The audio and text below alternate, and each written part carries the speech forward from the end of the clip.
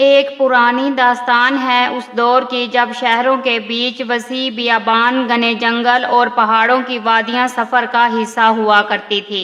اس وقت نہ سڑکیں ہموار تھیں، نہ سواری کا آسان انتظام اور نہ ہی راستے میں کھانے پینے کی سہولت۔ لوگ دنوں، ہفتوں بلکہ مہینوں پیدل یا قافلوں کے ساتھ سفر کرتے اور ہر موڑ پر خطرہ، بھوک پیاس، ڈاکوؤں کا خوف ان کے ساتھ ہوتا۔ ایسے ہی ایک سفر میں دو مسافر ایک ہی راستے پر آ ملے۔ پہلا مسافر ایک دولت مند تاجر تھا جسم پر ریشمی کپڑے، کمر پر چمکتی ہوئی تلوار اور بوجھل تھیلا جس میں سونے چاندی کے سکے، قیمتی نگینے اور زیورات بھرے ہوئے تھے۔ اس کے چہرے پر غرور کی ایک مستقل لکیر کھینچی ہوئی تھی، جیسے زندگی کی ہر کامیابی اس نے اپنی محنت سے حاصل کی ہو اور اب اسے کسی کا احسان لینے کی ضرورت نہ ہو۔ اس کے قدموں میں تیزی تھی مگر دل میں سختی اور زبان پر شکر کا نام نہ تھا۔ وہ دوسرا مسافر ایک غریب عاجز انسان تھا، لباس پرانی مگر صاف، کندھے پر بوسیدہ کپڑے کی کھڑکھڑی جس میں بس ایک مشیر اور چند خشک روٹیاں تھیں۔ چہرہ دھوپ سے جلا ہوا مگر آنکھوں میں ایک عجیب سی چمک تھی، جیسے اس کے دل میں سکون اور اطمینان کا ایک بہتا ہوا چشمہ ہو۔ وہ کم بولتا مگر جب بھی بولتا اللہ کا شکر ادا کرتا اور ہر حال میں شکر ادا کرتا۔ دونوں کا دن بھر کا سفر دھوپ، گرد و غبار، پیاس میں گزرا۔ جنگل کے بیچ چھوٹے چھوٹے درختوں کے سائے کچھ دیر آرام کا سہارا دیتے، مگر راستہ طویل تھا، سورج ڈھلنے لگا اور پیاس و بھوک نے دونوں کو تھکا دیا۔ اسی شام وہ ایک گاؤں کے قریب پہنچے۔ گاؤں کے کنارے پر ایک پرانا مگر نور آستانہ تھا، جہاں ایک بزرگ اللہ والے رہتے تھے۔ ان کی شہرت دور دور تک تھی کہ وہ مسافروں کو پناہ دیتے، بھوکے کو کھانا کھلاتے، پیاسے کو پانی پلاتے اور ہر آنے والے کو دعا دے کر رخصت کرتے۔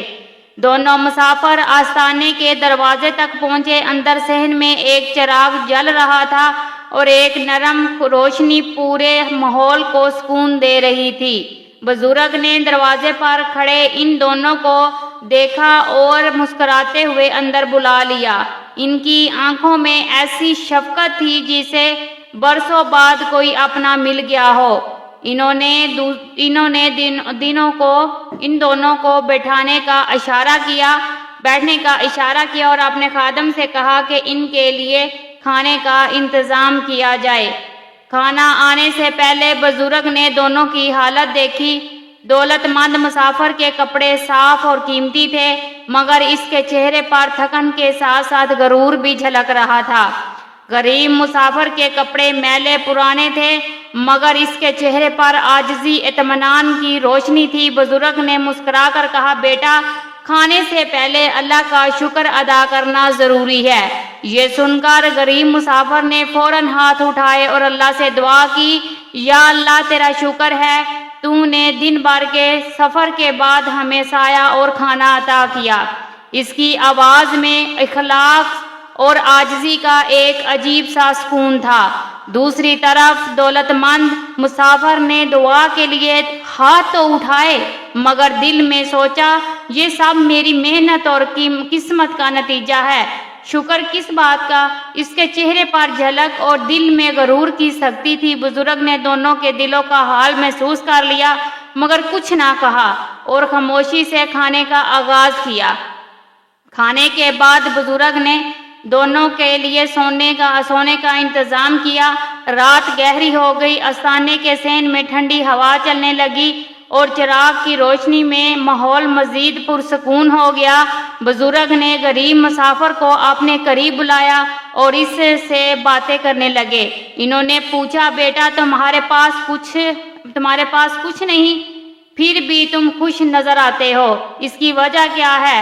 غریب مسافر نے عاجزی سے کہا بابا جی میں جانتا ہوں کہ سب کچھ اللہ کے ہاتھ میں ہے، اگر وہ بھوکا رکھے تو اس میں بھی حکمت ہے، اگر کھلائے تو بھی اس کی رحمت ہے، اس لیے میرا دل ہمیشہ شکر کرتا ہے۔ بزرگ نے یہ سن کر مسکرا دیا، اس کے سر پر ہاتھ رکھا، پھر دولت مند مسافر کو بلایا اور پوچھا بیٹا تمہارے پاس سب کچھ ہے مگر تمہارے چہرے پر سکون نہیں، کیوں نہیں؟ دولت مند نے بے نیازی سے جواب دیا سکون اور محنت اور دولت سے آتا ہے، شکر گزاری تو کمزور دل والے کرتے ہیں۔ یہ سن کر بزرگ کی آنکھوں میں ہلکی سی افسردگی آ گئی مگر انہوں نے کچھ نہ کہا۔ صبح جب سورج نکلا تو دونوں مسافر روانہ ہونے لگے۔ بزرگ نے غریب مسافر کو دعاؤں کے ساتھ کچھ سکے دیے اور کہا بیٹا یہ تمہاری امانت ہے، جہاں ضرورت مند دیکھو وہاں بانٹ دینا۔ غریب مسافر نے ان کا شکریہ ادا کیا اور دل ہی دل میں اللہ کا شکر کیا۔ دولت مند کو بزرگ نے کوئی سکے نہ دیے بلکہ صرف ایک نصیحت دی، بیٹا یاد رکھو نیت اور شکر گزاری ہی انسان کی اصل دولت ہے، باقی سب دھوکہ ہے۔ دولت مند نے مسکرا کر یہ بات سنی مگر دل میں اسے کوئی خاص اہمیت نہ دی۔ راستے میں کچھ دیر بعد دونوں الگ ہو گئے۔ غریب مسافر نے وہ سکے اپنے پاس رکھنے کی بجائے پہلے ہی گاؤں میں 2 یتیم بچوں کی ماں کو دے دیے اور پھر اللہ پر بھروسہ رکھ کر آگے بڑھا۔ عجیب بات یہ تھی کہ جہاں بھی وہ جاتا لوگ اس کی مدد کرتے، اسے کھانا دیتے، رات گزارنے کو جگہ دیتے، یوں اس کا سفر آسان خوشگوار ہو گیا۔ دوسری طرف دولت مند مسافر جنگل کے راستے میں ڈاکوؤں کے ایک گروہ کے ہاتھ آ گیا۔ ڈاکوؤں نے اس کا سارا مال لوٹ لیا اور اسے تنہا بیابان میں چھوڑ دیا۔ اب وہ بھوکا پیاسا بے سہارا تھا۔ دن بھر دھوپ میں بھٹکنے کے بعد اسے احساس ہوا کہ اصل دولت سونے سکے نہیں بلکہ وہ دل ہے جو شکر کرنا جانتا ہے، وہ زبان ہے جو اللہ کا ذکر کرتی ہے۔ کئی دن بعد قسمت نے دونوں کو پھر ایک جگہ ملا دیا۔ اس بار دولت مند کا غرور ٹوٹ چکا تھا اور اس کی آنکھوں میں عاجزی آ گئی تھی۔ اس نے غریب مسافر سے کہا بھائی میں نے دولت کا غرور کیا اور اللہ کا شکر نہ کیا، اس کا نتیجہ یہی نکلا کہ سب کچھ کھو بیٹھا۔ تمہارے پاس کچھ نہ تھا مگر تم امیر ہو، کیوں نہ کہ تمہارے دل میں اللہ کی محبت ہے۔ غریب مسافر نے مسکرا کر کہا بھائی اللہ ہر حال میں شکر کرنے والوں کا ساتھ دیتا ہے، غرور کرنے والے کو عاجز کر دیتا ہے۔ اس قصے سے یہ سبق یہ سیکھنے کو ملتا ہے کہ زندگی اصل کامیابی اور دولت شکر گزاری، عاجزی اور اللہ پر بھروسے میں ہے۔ دنیا کی دولت غرور چند دن کا ہے مگر نیک نیتی، سچا دل اور شکر گزار زبان ہمیشہ انسان کو کامیاب رکھتی ہے۔ دن بھر سورج آگ برساتا رہا اور زمین سے اڑتی ہوئی دھول نے سانس لینا بھی مشکل بنا دیا۔ کچھ دنوں ایک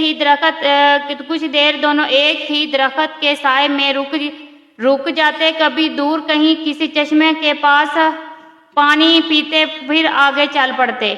جیسے جیسے شام قریب آتی پیاس اور بھوک کی شدت بڑھتی۔ دونوں نے سوچا کہ رات گزارنے کے لیے کوئی محفوظ جگہ تلاش کرنی چاہیے۔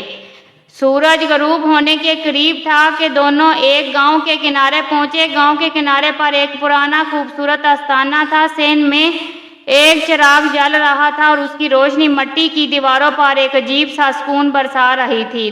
درختوں کی ٹھنڈی چھاؤں، قریب بہتا ہوا چھوٹا سا چشمہ اور ہلکی ہلکی ہوا، یہ سب کچھ دیکھ کر دونوں کے قدم خود بخود اس طرف بڑھ گئے۔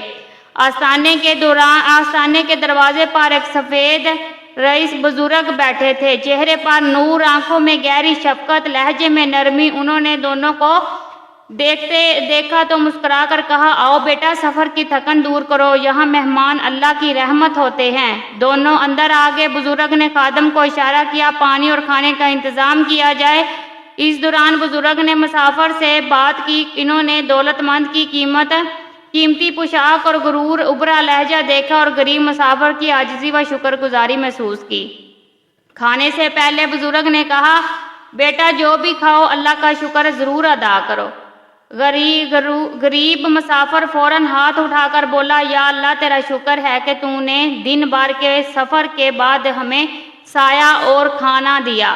اس کی آواز میں اخلاص کی خوبصورتی تھی۔ دولت مند نے بھی ہاتھ تو اٹھائے مگر دل میں کہا، یہ سب کچھ میری محنت کا نتیجہ ہے، شکر کی کیا ضرورت ہے۔